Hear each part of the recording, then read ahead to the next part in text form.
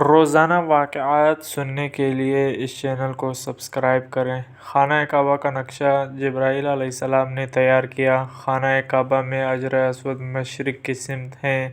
خانہ کعبہ کا طواف حجر اسود سے شروع ہوتا ہے۔ خانہ کعبہ کی تعمیر حضرت ابراہیم علیہ السلام اور ان کے بیٹے حضرت اسماعیل علیہ السلام نے مل کر کی۔ خانہ کعبہ کی بلندی 54 فٹ 8 انچ ہے۔ خانہ کعبہ کو تعمیر ہوئے تقریباً 4000 سال کا عرصہ ہو گیا ہے۔ خانہ کعبہ 5 پہاڑوں کے پتھروں سے تعمیر کیا گیا۔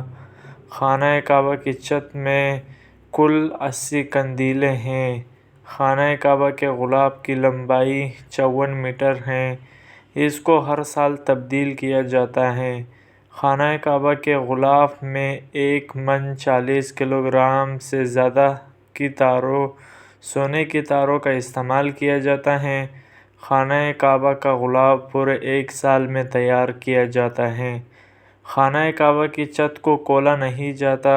اس نئے غلاف کو پرانے غلاف میں چڑھا دیا جاتا ہے، پھر جدید مشینوں سے پرانے غلاف کو کاٹ دیا جاتا ہے۔ خانہ کعبہ کی چھت کے اوپر سیدھا اللہ کا عرش ہے۔ اگر آپ کو یہ ویڈیو اچھی لگی چینل کو سبسکرائب کریں، ویڈیو کو شیئر کریں۔ شکریہ۔